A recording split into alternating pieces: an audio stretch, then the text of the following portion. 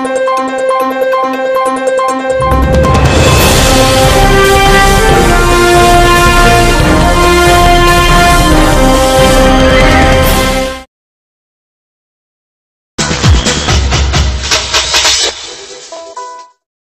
येथे उभारण्यात आलेला छत्रपती शिवाजी महाराज यांचा 8 महिन्यांपूर्वी उभारलेला पुतळा कोसळलाय। त्यामुळे शिवप्रेमी प्रचंड संतापलेत। मतांसाठी महाराष्ट्राच्या अस्मितेशी खेळण्याचा प्रकार राज्य आणि केंद्र सरकारने केल्याचा आरोप करीत डॉक्टर जितेंद्र आव्हाड यांच्या नेतृत्वाखाली महाविकास आघाडीच्या कार्यकर्त्यांकडून छत्रपती शिवाजी महाराज यांच्या पुतळ्यास दुग्धाभिषेक करण्यात आलाय। दरम्यान ज्येष्ठ श्रेष्ठ अनुभवी शिल्पकार आपल्याकडे आहेत, त्यांना विचारत न घेता या आपटेला कुठून शोधून आणलं? या आपटेने किती पुतळे बनवले होते? कुठलाही अनुभव नसताना आपटेला तुम्ही कॉन्ट्रॅक्ट का दिलं? असा सवाल डॉक्टर जितेंद्र आव्हाड यांनी यावेळेस उपस्थित केलाय। मालवणच्या राजकोट किल्ल्यावर उभारण्यात आलेला छत्रपती शिवाजी महाराजांचा 35 फुटी पूर्णाकृती पुतळा कोसळला। 4 डिसेंबर 2023 रोजी मालवणात पंतप्रधान नरेंद्र मोदींच्या हस्ते या पुतळ्याचं लोकार्पण करण्यात आलं होतं। मात्र कोट्यवधींचा खर्च करून बांधलेला हा पुतळा अवघ्या 8 महिन्यात कोसळलाय। त्यामुळे शिवप्रेमींनी नाराजी व्यक्त केली। तर बुधवारी राष्ट्रवादी काँग्रेस पक्ष, शरदचंद्र पवार, शिवसेना, उद्धव बाळासाहेब ठाकरे पक्ष आणि काँग्रेसच्या कार्यकर्त्यांनी ठाण्यातील मासुंदा तलाव येथील छत्रपती शिवाजी महाराज यांच्या अश्वारूढ पुतळ्यासमोर निदर्शनं केली आहेत। या आंदोलनात माजी खासदार राजन विचारे, राष्ट्रवादीचे जिल्हाध्यक्ष सुहास देसाई, काँग्रेसचे जिल्हाध्यक्ष विक्रांत चव्हाण, शिवसेना उद्धव बाळासाहेब ठाकरे पक्षाचे ठाणे जिल्हा प्रमुख केदार दिघे, राष्ट्रवादी जिल्हा कार्याध्यक्ष प्रकाश पाटील, महिला अध्यक्षा सुजाता घाग, काँग्रेस महिला अध्यक्षा स्मिता वैती, ठाणे काँग्रेसचे प्रवक्ते राहुल पिंगळे यांच्यासह शेकडो कार्यकर्ते सहभागी झाले होते। कोकणाला वादळ हे नवीन नाही। वादळ वाऱ्यामुळे कोकणात एक साधं नारळ पडत नाही। असं असताना कोकणामध्ये आपटे नावाच्या गृहस्थांनी बनवलेला पुतळा हा तुटतो, फुटतो आणि खाली पडतो। जे स्वतः महाराज अनेक वादळ वाऱ्यांना सामोरे गेले, स्वराज्याची स्थापना केली आणि इथल्या रयतेला सुखी केलं। महाराष्ट्र ओळखला जातो तो शिवरायांमुळे। आज या भ्रष्ट सरकारच्या भ्रष्ट कारभारामुळे ज्याने एकही पुतळा बांधला नव्हता त्या आपटेला कॉन्ट्रॅक्ट मिळतं। पुतळा बनवायला 3-3, 4-4 वर्ष लागतात। याने तो 3 महिन्यात का 15 दिवसात का काहीतरी बनवला। ह्याच्यावर साधं कोणाचं लक्षही नव्हतं। तो पुतळा बघितल्यानंतर ते शिवाजी महाराज वाटतच नव्हते। पण या सरकारने कधीही काळजी घेतली नाही। आपले महाराज महाराजांसारखेच दिसले पाहिजे ही प्रत्येक मराठी माणसाच्या हृदयातली इच्छातली, मनातली नाही। हा पुतळा तुटला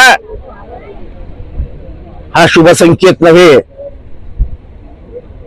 महाराजांनी सांकेतिक भाषेत काहीतरी खुणवलंय। महाराजांच्या मनातली राज्य व्यवस्था नव्हे। 50% सगळ्यात 50% होणार असेल तर हेच होईल। कुठे ब्रिज तुटतोय, कुठे रस्त्याला खड्डे पडतायत, कुठे रस्ते खाली जात आहेत। महाराजांकडे हे नव्हतं।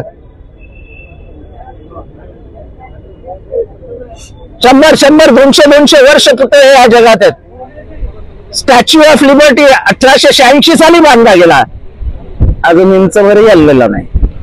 10 वर्षापूर्वी या ठिकाणी छत्रपती शिवाजी महाराजांचं नाव घेऊन या ठिकाणी आले आणि लोकांनी त्यांना मतं दिली। परंतु आज तुम्ही जर बघितलं असेल या महाराष्ट्रामध्ये, देशामध्ये आज तुम्ही समुद्रामध्ये मुंबईला पुतळा त्या ठिकाणी बसवणार होते, त्याचं भूमिपूजन त्या ठिकाणी झालं। आणि आज तुम्ही बघितलं असेल की ज्या परिस्थितीमध्ये या ठिकाणी 6,500 कोटी रुपये त्या ठिकाणी मंजूर झाले, परंतु अजूनही तिथलं काम सुरू झालं नाही। सर्व नद्यांचं, देशातल्या सर्व नद्यांचं पाणी तिथे घेऊन आले होते। स्वतः देशाचे पंतप्रधान या ठिकाणी आले होते आणि मोठा सोहळा त्या ठिकाणी केला। आणि आजही एक वीट तिकडे रचलेली नाहीत. बाबासाहेबांचं स्मारकचं काम चालू आहे, ते सुद्धा असंच अर्धवट चालू आहे, ते सुद्धा हे चालू आहे. आज कितीतरी वेळेला या देशातल्या महापुरुषांचा अपमान या ठिकाणी या सरकारच्या माध्यमातून या ठिकाणी झालेला आहे. आणि तुम्ही बघितलं असेल, भ्रष्टाचाराची सीमा ओलांडलेली आहे.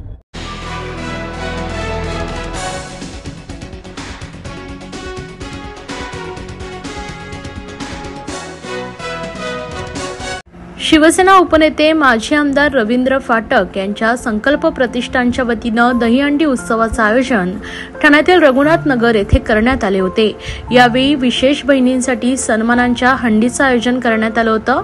या दहीहंडीत जय जवान गोविंदा पथकाने 9 थरांची सलामी दिली आहे. जय जवान गोविंदा पथकाने यापूर्वी 2 वर्ष संकल्प प्रतिष्ठानच्या हंडीत 9 थरांचा विक्रम केला, तर ठाणे, मुंबई व राज्यातील अनेक ठिकाणाहून अनेक गोविंदा पथकाने या ठिकाणी सहभाग नोंदवला.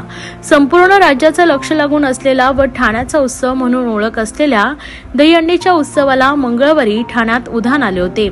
रघुनाथ नगर येथील संकल्प प्रतिष्ठानच्या हंडीत हा उत्साह शिगेला पोहोचला होता. या उत्सवाला महाराष्ट्र राज्याचे मुख्यमंत्री एकनाथ शिंदे, उपमुख्यमंत्री देवेंद्र फडणवीस तसेच अनेक सिनेकलाकारांनी उपस्थिती लावली आहे. सायंकाळी मुख्यमंत्री एकनाथ शिंदे यांनी संकल्प प्रतिष्ठानच्या हंडीला भेट देऊन गोविंदांचा उत्साह वाढवलाय. आमच्या वेळेला 5 थर लावले जात असत, पण आता गोविंदा पथके अधिक सराव करीत असल्यानं 9-10 थर सहज लावतायत. ही अभिमानाची बाब आहे. महाराष्ट्रातला गोविंदा 7 समुद्रापार गेल्याचंही मुख्यमंत्री शिंदे यावेळी बोलताना म्हणालेत. आमच्या सरकारने लाडकी बहीण योजना दिली, तसेच बहिणींना सुरक्षितता देखील देऊ असे देखील यावेळी मुख्यमंत्री म्हणालेत. तर संकल्प प्रतिष्ठानच्या हंडीत अनेक हिंदी, मराठी कलाकारांची मांदियाई अवतरली होती. अभिनेते जॅकी श्रॉफ, सुनील शेट्टी, चंकी पांडे, प्रसाद ओक, हास्य जत्रा टीम मधील वनिता खरात, प्रसाद खांडेकर, नम्रता संभेराव, पृथ्वी प्रताप, प्राजक्ता माळी या आदी कलाकारांनी उपस्थित राहून गोविंदांचा उत्साह वाढवलाय. आज गोविंदाला देखील एक मोठं स्वरूप प्राप्त झालेलं आहे. पण या लोकांच्या पाठीशी उभं राहण्याचं काम सरकार पूर्णपणे करतंय. सरकार हे सर्वसामान्यांचं, मग तुम्ही लेक लाडकी, आपली माझी लाडकी बहीण योजना, या ठिकाणी लाडक्या बहिणींसाठी खास सन्मान हंडी आहे आणि त्या हंडी नक्की फोडतील. आमच्या लाडक्या बहिणी हुशार आहे. आता मगाशी एक फोडली हंडी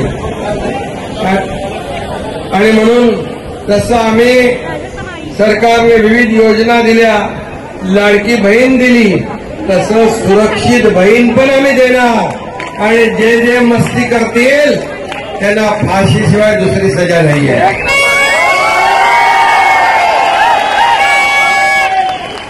आणि म्हणून गुन्हेगाराला माफी नाही, चुकीला माफी नाही. आणि म्हणून मी आपल्याला सगळ्यांना शुभेच्छा देतो. बॅट आणि वरती आपलं सेफ्टी नेट सगळं सुरक्षित आहे. आणि आता आपलं हेल्मेट आहे. आता येणारी आपली पुढची विधानसभेची हंडी आपल्याला फोडायची आहे आणि त्यासाठी जोरदार सराव करून ठेवा. सगळ्यांना खूप खूप शुभेच्छा. ओम साई मित्रमंडळाला देखील मनापासून शुभेच्छा. धन्यवाद. जय हिंद, जय महाराष्ट्र. महाराष्ट्रातील भगिनींना आधार देणारी राज्य शासनाची मुख्यमंत्री माझी लाडकी बहीण योजना. या योजनेअंतर्गत अल्प उत्पन्न गटातील 21 ते 65 वयोगटाच्या भगिनींना मिळणार दरमहा 1500 रुपयांची मदत. अर्ज करण्यासाठी 31 ऑगस्ट 2024 पर्यंत मुदतवाढ. कुटुंबाचं वार्षिक उत्पन्न 2.5 लाख रुपयांपेक्षा कमी असलेल्या महिला पात्र. कुटुंबाकडे पिवळं किंवा केशरी रेशन कार्ड असल्यास उत्पन्नाचा दाखला आवश्यक नाही.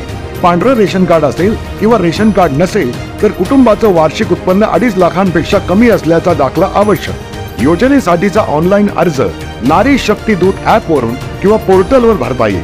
ज्या भगिनींना ऑनलाईन अर्ज भरता येत नसेल त्यांच्यासाठी अंगणवाडी, ग्रामपंचायत, वॉर्ड ऑफिस, सेतू सुविधा केंद्रामध्ये किंवा आशाताई बचत गटाच्या CRP यांची मदत उपलब्ध. आता आपल्याला अभिमानाने म्हणता येईल, सुखी आणि सुरक्षित आहे माझी लाडकी बहीण. गोविंदा पथकांचा जल्लोष आणि बक्षिसांची लयलूट असा माहोल यंदा वर्तकनगर येथील संस्कृती युवा प्रतिष्ठान आणि प्रताप सरनाईक फाउंडेशन यांच्या संस्कृतीची दहीहंडी 2024 या महोत्सवात पाहायला मिळाला. यंदा 9 थर लावत आर्यन्स गोविंदा पथकाने 11 लाखांचं बक्षीस व ट्रॉफी पटकावले. या उत्सवात मुख्यमंत्री एकनाथ शिंदे, उपमुख्यमंत्री देवेंद्र फडणवीस, खासदार नरेश म्हस्के, आमदार संजय केळकर, आमदार निरंजन डावखरे, अभिनेता प्रसाद ओक, अभिनेता मंगेश देसाई, अभिनेता क्षितिज दाते, शरीर सौष्ठवपटू सुहास खामकर, अभिनेत्री प्राजक्ता माळी यादींसह इतर मान्यवर उपस्थित होते. दहीहंडी उत्सवाची पंढरी म्हणून ओळखल्या जाणाऱ्या ठाण्यातील वर्तकनगर येथे संस्कृतीची विश्वविक्रमी दहीहंडीचे आयोजन करण्यात आले होते. तसेच या दहीहंडी उत्सवात पहिले 9 थर लावणाऱ्या गोविंदा पथकास 11 लाख रुपये व ट्रॉफी, पुढील 9 थर लावणाऱ्या गोविंदा पथकास 5 लाख व आकर्षक ट्रॉफी, तर 8 थर लावणाऱ्या गोविंदा पथकास 25,000 व आकर्षक ट्रॉफी, 7 थर लावणाऱ्या गोविंदा पथकास 15,000 व सन्मान चिन्ह, 6 थर लावणाऱ्या गोविंदा पथकास 10,000 व सन्मान चिन्ह, 5 थर लावणाऱ्या गोविंदा पथकास 5,000 व सन्मान चिन्ह अशा प्रकारे बक्षिसांची लयलूट करण्यात आली. तसेच मुंबई ठाणे येथील महिलांचे गोविंदा पथकाला सुद्धा विशेष सन्मान देण्यात आला. दहीहंडी उत्सव मुंबई ठाणे पुरता मर्यादित न राहता साता समुद्रापार पोहोचलाय. प्रो कबड्डी प्रमाणे प्रो गोविंदा सुरू झालाय. आमदार प्रताप सरनाईक यांनी या खेळात लक्ष घातलंय आणि या खेळाची व्यापकता वाढली आणि या खेळाला साहसी खेळाचा दर्जा मिळालाय असे कौतुकोद्गार मुख्यमंत्री महोदयांनी काढले. तर गोविंदा खेळाच्या पाठीशी राज्य सरकार भक्कमपणे उभं राहील अशी ग्वाही देखील मुख्यमंत्री महोदयांनी दिली आहे. दहीहंडी उत्सवाच्या माध्यमातून एकतेचा विचार घेऊन समाजात ऐक्याचे बीज रोवूया असं आवाहन देवेंद्र फडणवीस यांनी केलंय. प्रो गोविंदाने दहीहंडी सणाला वेगळी ओळख निर्माण करून दिली आहे. या माध्यमातून हा खेळ सर्वदूर पोहोचतोय असे कौतुकही त्यांनी केलंय. तर देशासह राज्यात महिला अत्याचारांचं प्रमाण वाढलंय. महिलांवर अत्याचार करून त्यांची निर्घृण हत्या केली जाते. महिलांवरील अत्याचार रोखण्यासाठी कडक कायदे करावे तसेच दोषींना फाशी देण्यात यावी असा संदेश देणारे पथनाट्य संस्कृती दहीहंडी महोत्सवात ओम साईनाथ नवभारत मंडळानं सादर केलंय.